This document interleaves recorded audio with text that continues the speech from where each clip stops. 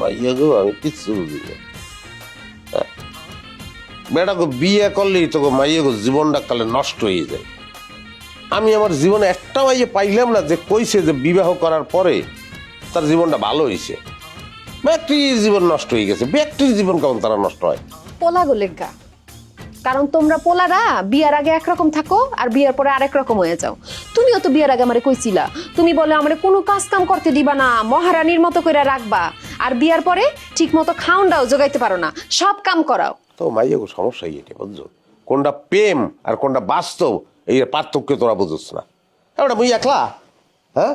কাজী নজরুল যে কবি, সে কি বলছে? বলছে মোর পিয়া হবে এসো রানী, দেব খোপায় তারার ফুল। যেতে পারছে তারার ফুল? কেউ না যেতে পারছে।